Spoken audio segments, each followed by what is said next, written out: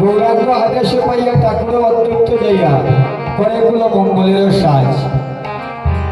মহাপ্রভু অদ্বৈতাচার্যকে মৃদঙ্গটা সাজ করার জন্য বললেন, আর অদ্বৈতাচার্য এমন ভাবে মৃদঙ্গ সাজ করেছেন যেমন নবীন মেঘে সাজ করেছে,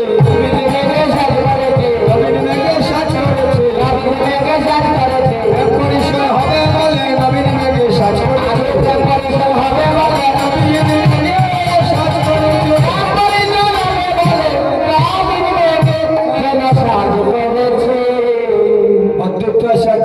মৃদঙ্গ সাজ করে গোবিন্দ দাসের হাতে তুলে দিলেন।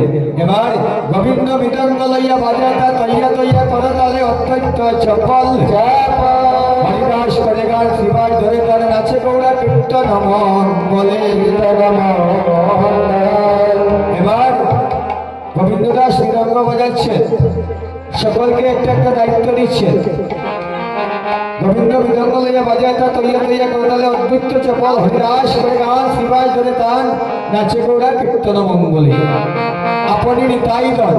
এবার নিত্যানন্দ প্রভু মহাপ্রভুর কাছ থেকে দেখলেন মহাপ্রভু সবাইকে একটা একটা দায়িত্ব দিয়েছে, নিত্যানন্দ প্রভুর কোনো দায়িত্ব নাই।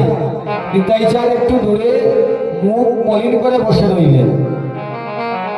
মহাপ্রভু ওটা দেখতে পেলেন নিত্যানন্দের বদনটা কালো। জিজ্ঞাসা করছে, নিতাই চাঁদ তোমার কি হয়েছে?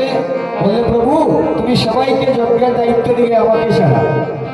বললেন, না, তোমার জন্য আমি রেখেছি। তুমি কাল ভক্ত বৈষ্ণবরা আসবে, সবাইকে তুমি মালা দেবে, চন্দন দিবে।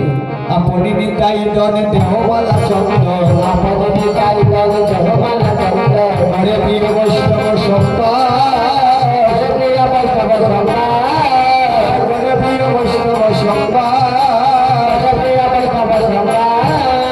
এবার নিত্যানন্দ প্রভু ভক্ত বৈষ্ণবের গলা মালা দিচ্ছেন, আর কেটে কেটে বলছেন, আমার হইয়া যজ্ঞ পুরাইয়া দিও।